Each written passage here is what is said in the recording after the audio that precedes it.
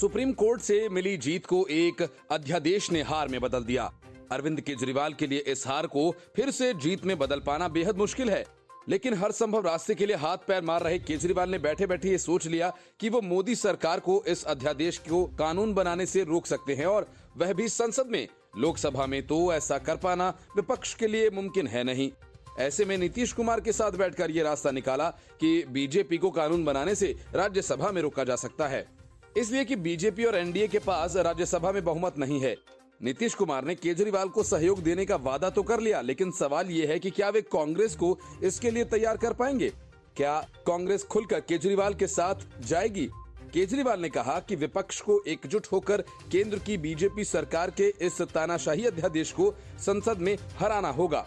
यदि राज्यसभा में ये बिल पास नहीं हुआ तो 2024 का सेमीफाइनल होगा और पूरे देश में संदेश जाएगा कि 2024 में बीजेपी की सरकार जा रही है।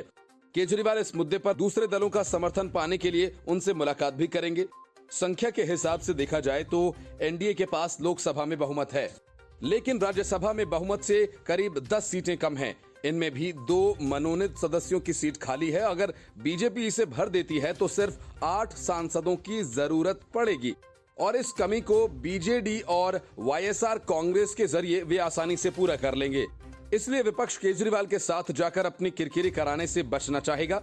विधायक पर वोटिंग के लिए कांग्रेस को भी अपना पक्ष स्पष्ट करना होगा, क्योंकि आम आदमी पार्टी को लेकर उसका स्टैंड क्लियर नहीं है।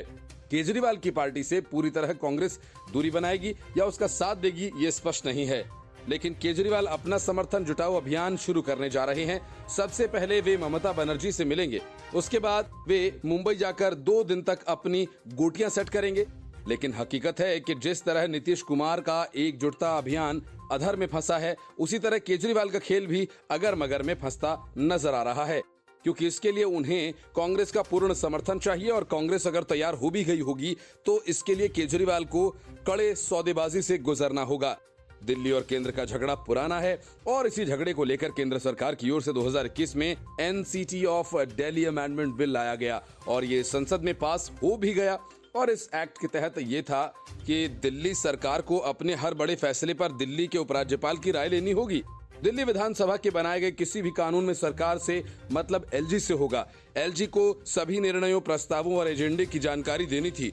दिल्ली एलजी के बीच झगड़े और अधिकारों की लड़ाई का मामला सुप्रीम कोर्ट भी पहुंचा था, और जहां इसी महीने 11 मई को फैसला दिल्ली सरकार के हक में आया। सुप्रीम कोर्ट की बेंच ने सर्वसम्मति से फैसला दिया कि लोक व्यवस्था, पुलिस और भूमि जैसे विषयों को छोड़कर अन्य सेवाओं पर दिल्ली सरकार के पास विधायी तथा प्रशासकीय नियंत्रण है। Bureau report, news of India.